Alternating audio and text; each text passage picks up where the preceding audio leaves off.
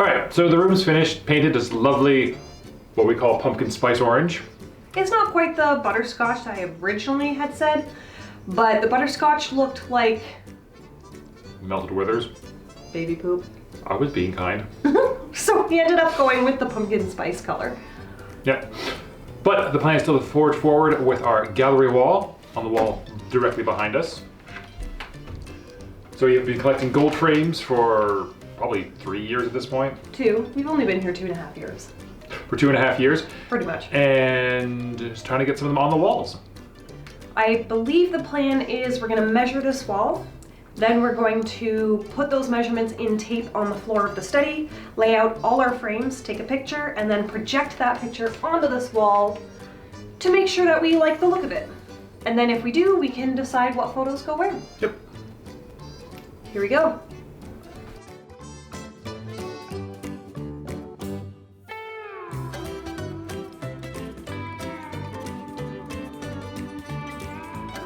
So Christian pulled out a digital tape measure and away we went. We measured the width and the height, and we also measured where the gramophone sat so that we didn't end up with a photo behind it that you wouldn't be able to see. It was pretty quick, all things considered, and the digital tape measure was a lot easier to use than a manual tape measure along that longer wall. We cleared out the study because it had a floor and space big enough to do this, and taped out the dimensions of the wall, including the little spot where the gramophone was. This gave us a space to lay down all of the frames and actually visualize what we were going to do. All the frames were all different sizes, we just bought whatever we found on sale, so there was no grid or anything like that. It was based purely on vibes. Put up all of the frames in a giant circle so that we can see all of them at once and decide which one goes where. And then it was just time to start doing it. We started with the largest frame in the lower left because it was the largest frame. We did fiddle with a bunch of different ideas until we settled on that, and then we just kind of went all the way across until we got something that we really liked. We know that this isn't like a completely perfect everything space exactly how we want, it's just to give an idea. Then we went back to the dining room with our picture, threw it up on a projector, and fiddled with it for probably half an hour to get it to look somewhat right. It was close enough for us to say, yes, we do like the look of that. Once we officially had the layout that we liked, we took our measuring tape and measured each frame. And by that I mean we actually measured the picture within each frame so we knew how big to print the pictures. Chris wrote it on the frame itself, and I scribed it on the computer so that we would have a digital and physical copy.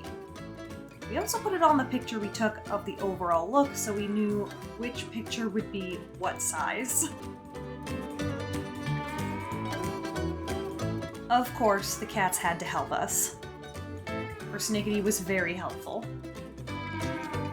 The next step was choosing which photos we wanted. I went through all of my favorite that I had made, and Chris went through and chose the favorite that he had shot, and that's how we chose. Then we actually took those that we both liked and started plugging them into our photo of the wall until we got something that looked correct visually. We ended up getting everything printed at the local library. It was really affordable for us versus getting it done at a print studio.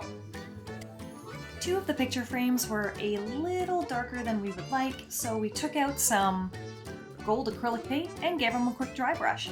Just a very subtle difference to bring them into the same tonality as the rest of the frames.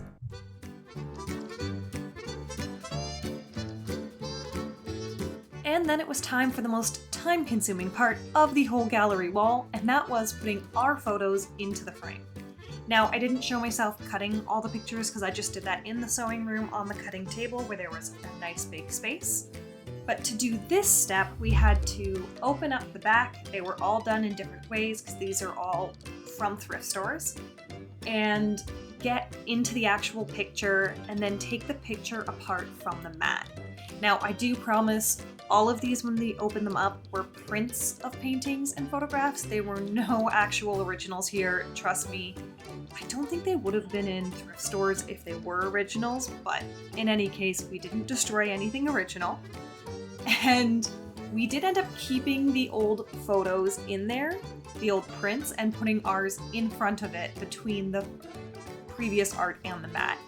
We liked all of the mats, but a lot of the mats were glued to the prints, so it was interesting. But we did manage to get it all done.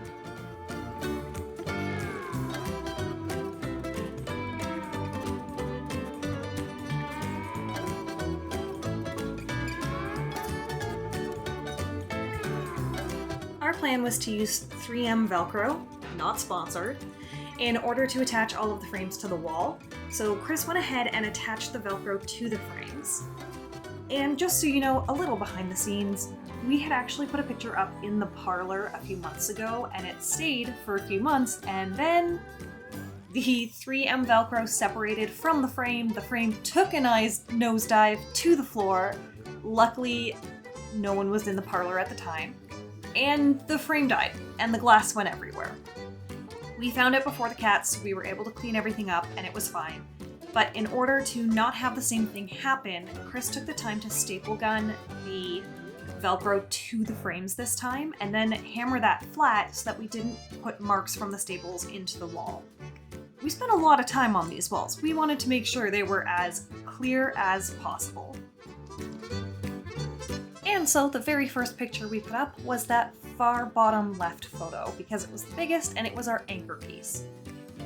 We also do this by attaching the wall Velcro very slightly at the top to the Velcro on the back of the frame, lining up the picture to where we want it on the wall, making sure it's level, and then pushing it back slightly so that the Velcro sticks to the wall, and then pulling the picture out of the way so that it detaches from the Velcro that is now attached to the wall.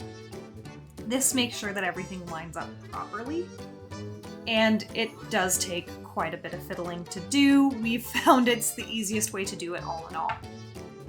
With the 3M Velcro strips, you are supposed to leave them for an hour before you attach the photo, and we did actually do that. For this one, you'll see why in a bit. You really should be doing it for all of them.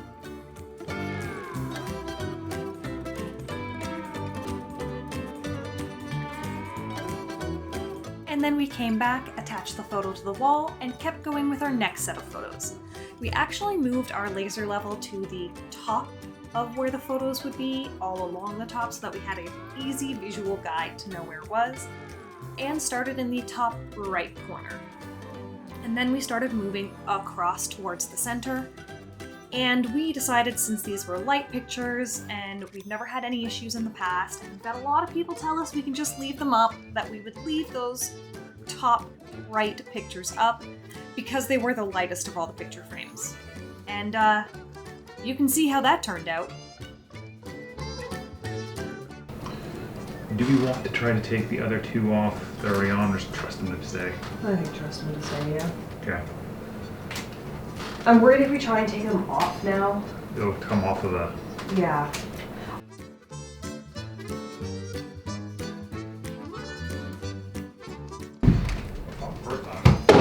Shit! Did it just come off? Yep! Whole thing! Well, you can just use that as a clip to why we should do this. It's fine. It's in one piece. So we very quickly took the other picture off the wall and continued with the top left picture placement, since we were already right there and going for it. And we did eventually come back and redo the Velcro on the wall and let it sit the full amount.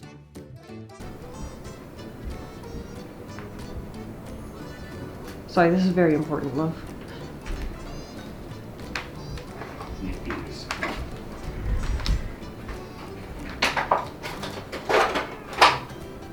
What you doing, sweetie?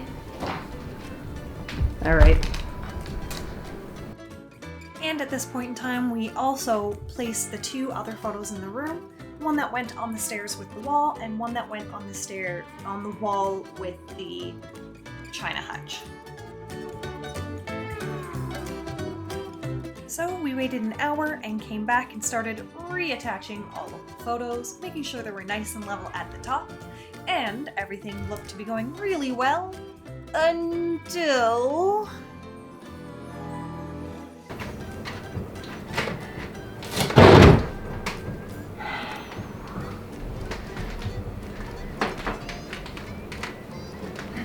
Everything's failing.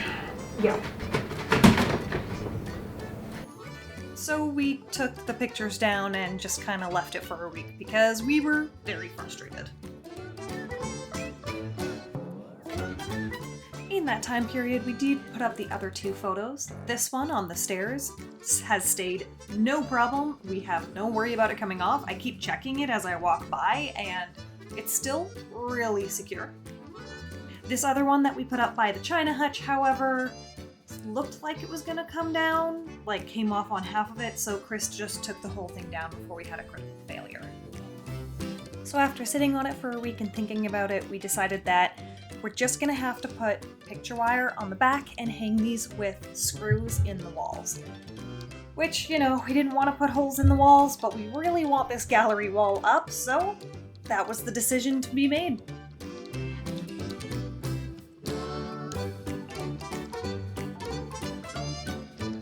The very first picture that we hung was the one by the China hutch, and honestly, it went so much quicker than the Velcro had been going.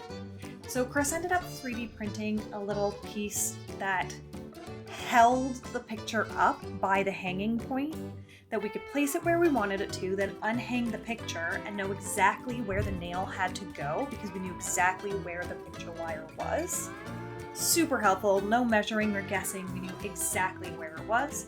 He pre-drilled the holes, drilled everything in, and away we went. And it looks good. It was not a lot of time to do. I know why people do it this way now. And then we did the gallery wall, started at the sides, then worked our way towards the middle. It took time, because it always does, but it took far less time than doing it with the Velcro was taking.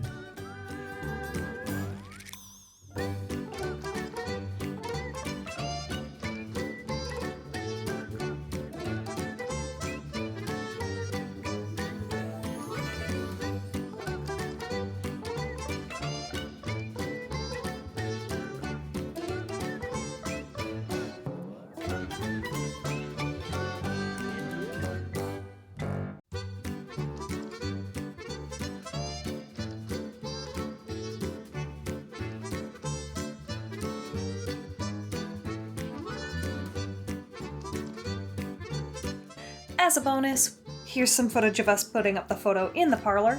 There were a lot of holes up above the fireplace already. It turns out that, you know, everyone wants to put something over the fireplace, and no one took the time to actually get a masonry anchor, a masonry anchor to put it through and into the fireplace properly.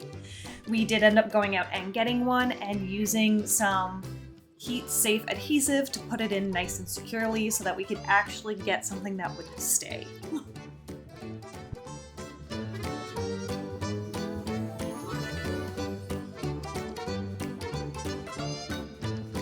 And the next morning, once everything had a chance to cure, Chris hung up the photo.